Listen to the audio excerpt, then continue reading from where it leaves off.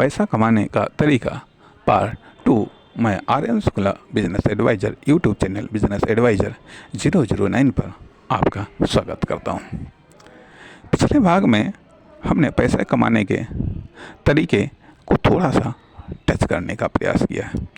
आज इस भाग में उसी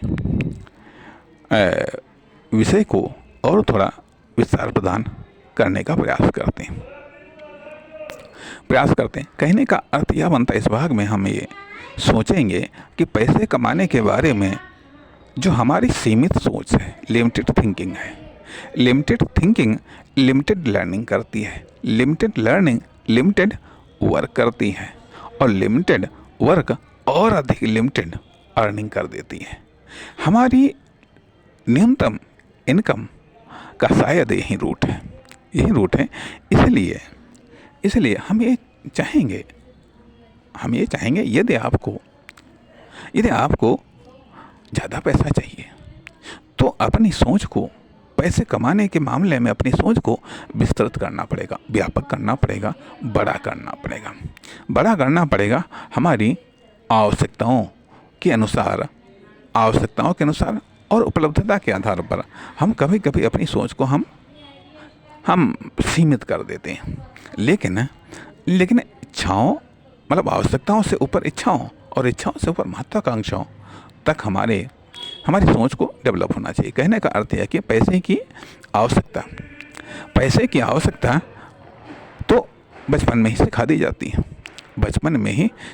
जाती है कि हाँ, पैसा कितना आवश्यक है। अर्थात माँ बाप बच्चे को पैसे के माध्यम से आवश्यकताओं को पूरा करना ये बचपन से ही सिखा देते हैं कि हाँ, ये पैसा है, इससे ये चीज़ प्राप्त होती है।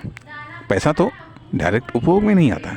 पैसा हमारी उपभोग को और अधिक आसान बना देता है, या उपभोगी वस्तुओं या सेवाओं को प्राप्त करना आसान बना देता है। अक्सर करके देखा होगा, पहले तो बच्चा पैसा नहीं मांगता।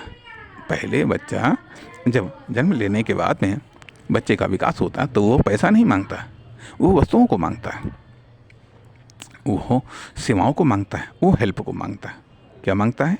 वस्तुओं को, सेवाओं को और हेल्प को मांगता है। 3 चीज़ें, ठीक है, 3 चीज़ें। और इसके लिए उसके पास में सबसे पहला तरीका होता है रुदन करना, ठीक है। उसके बाद में जब उससे थोड़ा सा बड़ा होता है, उसके हाथ पैरों में शक्ति आती है, तब वो सोचता है कि अरे, हम अपनी आवश्यकताओं को पूरा करने के लिए हम रोएं ही क्यों, हम अपने हाथ पैरों को चला करके भी हम अपनी आवश्यकताओं को वो पूरा करते हैं। अब वो उसके साथ ही साथ वो डिमांड का सहारा लेता है, मांगता है कि हमको ये आवश्यकता चाहिए, हमको ये वस्तु चाहिए, ये सेवा चाहिए और ये हेल्प चाहिए। ध्यान दीजिएगा, वस्तु, सेवा और हेल्प। 3 चीज़ें उसको चाहिए होती हैं, जो कि वो डिमांड करता है, और डिमांड करने पर उसकी वो आवश्यकताएं पूरी हो जाती हैं। लेकिन जब वो और बड़ा होता है तो उसकी आवश्यकताएं भी बढ़ती हैं। साथ ही साथ आवश्यकताओं के साथ ही साथ अब वो पहले तो उसका जो एक्टिविटी होती है वो केवल अपने झूले तक ही सीमित होती है। फिर उसके बाद उसकी एक्टिविटी अपने पलंग तक सीमित होती है। पलंग के बाद में फिर वो पलंग से नीचे उतरता है, ज़मीन पर आता है तो उसकी एक्टिविटी आसपास कमरे, घर, आंगन तक सीमित होती है। फिर वो घर से बाहर निकलता है तो वह गली में आता है, दरवाजे पर आता है, द्वारे आता है।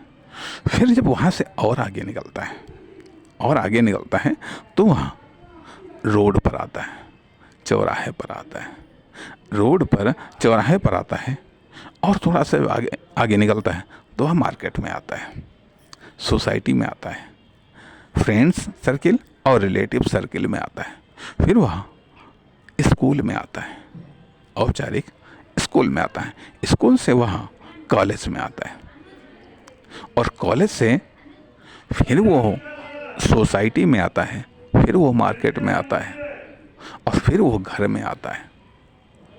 जहाँ से चला था वहाँ से फिर वो आता है। तब उससे ये पूछा जाता है कि आप क्या कमा करके लाए, आपने अभी तक क्या कमाया, अभी तक क्या कमाया है। इस परिस्थिति में अर्थात जैसे जैसे वो बढ़ता है वैसे वैसे उसकी आवश्यकताएं बढ़ती हैं, आवश्यकताएं बढ़ने के साथ ही साथ उसकी इच्छाएं भी बढ़ती हैं। अब जब आवश्यकताएं बढ़ती हैं, कुछ आवश्यकताएं तो उसके गार्जियन के द्वारा पूरी की जाती हैं, लेकिन कुछ आवश्यकताएं ऐसी होती हैं, अब आवश्यकताएं कुछ आवश्यकताएं तो ऐसी होती हैं जो वस्तुओं से पूरी होती हैं, कुछ आवश्यकताएं ऐसी होती हैं जो सेवाओं से पूरी होती हैं, कुछ आवश्यकताएं ऐसी होती हैं जो हेल्प से पूरी होती हैं। अब कुछ तो गार्जियन पूरा कर पाता है, कुछ नहीं पूरा कर पाता, वो पेंडिंग में चली जाती हैं या वो रिजर्व में चली जाती हैं। वो या तो पेंडिंग में चली जाती हैं या वो रिजर्व में चली जाती हैं, या तो वो कुछ समय तक रहती हैं या कुछ समय के बाद में डिलीट हो जाती हैं, या फिर कुछ समय वो परमानेंट बनी ही रहती हैं जो कोई परिस्थिति या अवसर आने पर व्यक्ति उनको पूरा करता है, या पूरा होती हैं या पूरा हो जाती हैं। इसलिए अब डिटेल्स में जाने की आवश्यकता है। तो अब जब व्यक्ति की इच्छाएं बढ़ती हैं, उधर वो समाज में भी देखता है, साथ साथ उसको ये भी बता दिया जाता है, सिखाया जाता है कि अब आपको अपनी आवश्यकताएं इस पैसे के द्वारा आप पूरा कर सकते हैं। पैसे के द्वारा अर्थात वो देखता है, लोगों के पास में सामान है, एक्स्ट्रा सामान है, जो दुकान के रूप में वो देखता है, फैक्ट्री के रूप में देखता है, तो वहाँ पर पैसे के द्वारा वो प्राप्त करते हैं। अब उसको पैसे की वैल्यू का एहसास हो जाता है, वो जानता है कि पैसा वो माध्यम है जिससे हम अपनी आवश्यकताओं की पूर्ति होते वस्तुओं, सेवाओं और हेल्प को हम खरीद सकते हैं, हायर कर सकते हैं। तो उसे इम्पोर्टेंस ऑफ मनी का एहसास होता है। जब इम्पोर्टेंस ऑफ मनी का एहसास हो जाता है, तो अब कुछ तो पूरी हो पाती, कुछ तो नहीं पूरी हो पाती। उधर वो स्कूल से कॉलेज में आ गया, तो उसको ये लगने लगा कि हाँ, ये नॉलेज, ये एजुकेशन भी एक माध्यम है। एजुकेशन एक माध्यम है जिसके द्वारा पैसे को कमाया जा सकता है। अर्थात अभी यहाँ पर वो पैसे को कमाने के तरीकों के बारे में जानना चाहता है, पैसों के कमाने के तरीकों को देखता है वो, या उसके नॉलेज में ये बात आती है कि हाँ, पैसा कमाया भी जा सकता है। साथ ही साथ घर में भी वो देखता है कि पैसा कोई न कोई तरीके से कमा करके उसके घर में पैसा आता है, चाहे वो किराए के रूप में हो, चाहे वह किसी बिजनेस के रूप में हो, चाहे किसी चीज़ को सेल्स करके हो, चाहे कोई नौकरी हो, चाहे कोई सर्विस हो, कोई भी तरीका हो।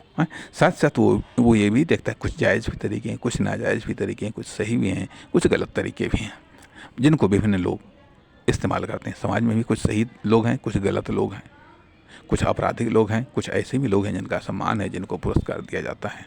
ये तमाम सारी चीज़ें वो आसपास के परिवेश में देखता है। इस प्रकार से उसका पैसे के संबंध में नॉलेज डेवलप होने लगता है, पैसे के बारे में उसकी सोच डेवलप होने लगती है, पैसे के मामले में उसकी ज़रूरत डेवलप होने लगती है, पैसे के मामले में उसकी इच्छा, महत्वाकांक्षा भी डेवलप होने लगती है। साथ ही साथ वो ये जानता है कि हाँ, पैसे कमाए जाते हैं और कमाने से पैसा प्राप्त किया जाता है और उस पैसे से अपनी आवश्यकताओं को पूर्ति की जाती है। अब वो जब एजुकेशन लाइफ में पहुंचता है तो यहाँ पर एजुकेशन, एक तो फॉर्मल एजुकेशन जो औपचारिक शिक्षण संस्थाओं में दी जाती है, दूसरी इनफॉर्मल एजुकेशन जो अनौपचारिक रूप में प्राप्त की जाती है। अब ये एक मेंटल एजुकेशन जो किताबों के माध्यम से दी जाती है, दूसरी होती है फिजिकल एजुकेशन जो स्किल डेवलपमेंट के माध्यम से दी जाती है। फिर मेंटल एजुकेशन और स्किल एजुकेशन में जब विशेष दक्षता या ज़्यादा योग्यता जब प्राप्त की जाती है तो उसको हम टैलेंट कह देते हैं। तो वो टैलेंट का डेवलपमेंट होता है। टैलेंट भी एक प्रकार की योग्यता, क्षमता या नॉलेज ही है। उसके साथ ही साथ फिर एक और चीज़ एजुकेशन में आ जाती है कि एक्सपीरियंस जब उसने जो कुछ प्राप्त किया है टैलेंट के रूप में, स्किल के रूप में, नॉलेज के रूप में, तो उसको जब इम्प्लीमेंट करता है या इम्प्लीमेंट में जब अपना योगदान देता है तो उससे उसको एक एक्सपीरियंस प्राप्त होता है।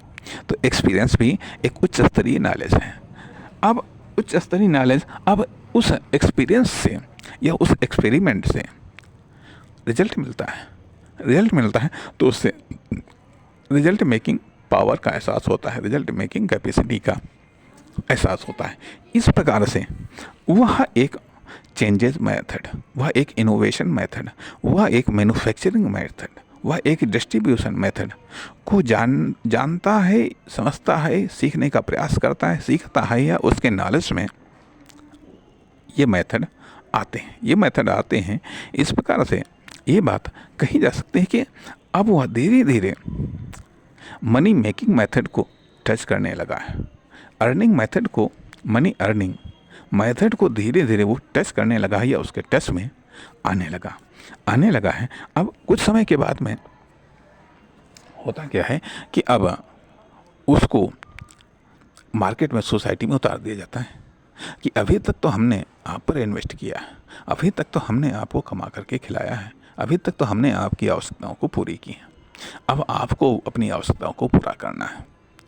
तो कभी तो उसको ये एहसास कराया जाता है। साथ ही साथ कभी वो भी इस बात को सोचता है कि ये जो हमारी आर्थिक आवश्यकताएं पूरी हो रही हैं, तो ये आवश्यकताएं हमेशा नहीं पूरी हो सकती हैं, क्योंकि हमेशा आवश्यकताओं को पूरी करने वाले न तो कायम रह सकते हैं, न उनके सोर्स ऑफ इनकम कायम रह सकते हैं। इसलिए हमें आत्मनिर्भर बनना है, सेल्फ एम्प्लॉय बनना है, अर्थात इकोनॉमिक रूप में आत्मनिर्भर बनना है, अर्निंग के रूप में आत्मनिर्भर बनना है, पैसे कमाने के रूप में आत्मनिर्भर बनना है। तो इस प्रकार से ये कहा जाए, ये फर्स्ट एंट्री होती है जब कोई व्यक्ति ये सोचता है कि उसे आर्थिक रूप में आत्मनिर्भर बनना है, उसे मौद्रिक इनकम के रूप में आत्मनिर्भर बनना है, पैसे कमाने के रूप में आत्मनिर्भर बनना है। तब वह सोचता है कि हमें कौन सा तरीका अपनाना चाहिए, किस तरीके से हम आर्थिक रूप में हम आत्मनिर्भर बन सकते हैं, किस तरीके से हम पैसे कमाने के मामले में आत्मनिर्भर बन सकते हैं। तो वो ये जानने का प्रयास करता है, देखने का प्रयास करता है और देखता है कि कौन कैसे पैसे कमा रहा है। अब सोसाइटी में देखता है, मार्केट में देखता है, इंडस्ट्री में देखता है, इकोनॉमी में देखता है और फिर वो ये भी देखता है कि वो कैसे पैसे कमा सकता है, तो कहने का अर्थ अब यहाँ पर डिटेल में आ जाने की आवश्यकता है कि कौन कैसे पैसे कमा रहा है, कौन किस सेक्टर में कैसे पैसे कमा रहा है, कौन किस इंडस्ट्री में कैसे पैसे कमा रहा है और कहाँ से पैसे कमाए जा सकते हैं या कहाँ से लोग पैसे कमा रहे हैं, तथा किस माध्यम से लोग पैसे कमा रहे हैं। तो अब डिटेल में जाने की आवश्यकता है। डिटेल में आप तभी तो सेलेक्ट कर पाएगा, तभी आप सेलेक्ट कर पाएंगे। इसलिए अब जो हम किसी की बात कर रहे थे वह आप हो सकते हैं, हम हो सकते हैं, एनीवे कोई भी हो सकता है, क्यों पहले तो व्यक्तिगत तौर पर सोचता है, फिर माध्यम का चुनाव करता है, फिर नीति, पॉलिसी, प्रोडक्ट या सर्विस का चुनाव करता है। तो अब यहाँ पर जब उसे लर्निंग तो अलग चीज़ हो गई, लेकिन अब यहाँ पर उसको अपनी पैसे कमाने को लेकर के अपनी सोच को विस्तार करने की आवश्यकता है। सोच को विस्तार करने के लिए अपनी सोच का विस्तार तो तब होगा जब हमारी लर्निंग विस्तृत होगी। जब हमारी लर्निंग विस्तृत होगी तो हमारी वर्किंग विस्तृत होगी। लर्निंग विस्तृत करनी पड़ेगी, फिर वर्किंग को विस्तृत करना पड़ेगा।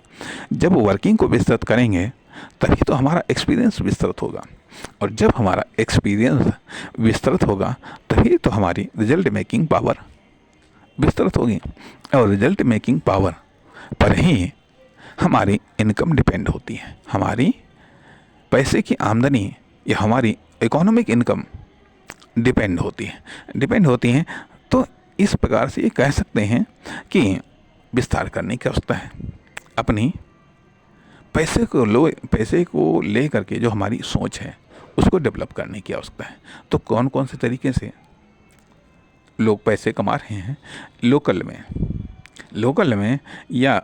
में हम ये भी बातें फिर से हम उसी चीज़ को रिपीट करना चाहेंगे और बार बार रिपीट करिएगा। आप कहें अरे एक बार रिपीट हो गया, ज़रा ये भी तो सोचिएगा विज्ञापन बार बार क्यों रिपीट होता है, हम बार बार क्यों नहाते हैं, बार बार क्यों खाते हैं, बार बार क्यों पानी पीते हैं। यदि जिस चीज़ की हमको हेल्थ वेल्थ स्ट्रेंथ मेंटेन करना है, जिस चीज़ की हमें हेल्थ वेल्थ स्ट्रेंथ मेंटेन करना है उसको बार बार करना पड़ेगा। अब कहते हैं अरे एक बार तो हमने सुन लिया, एक बार तो हमने समझ लिया, अब बार बार उसको समझाने की क्या आवश्यकता है, नहीं तो सब मामला बेकार जाएगा। मामला इसलिए बेकार जाएगा क्योंकि उससे आपको रिजल्ट चाहिए। यदि उससे आपको रिजल्ट चाहिए, कस्टमर से यदि रिजल्ट चाहिए तो बार बार आपको दुकान खोलना पड़ेगा, बार बार आपको पैसे कमाना सीखना पड़ेगा, बार बार आपको पैसे कमाने के तरीके आपको देखना पड़ेगा। जब आप देखेंगे तभी उसके चेंजेस को आप फॉलो कर पाएंगे।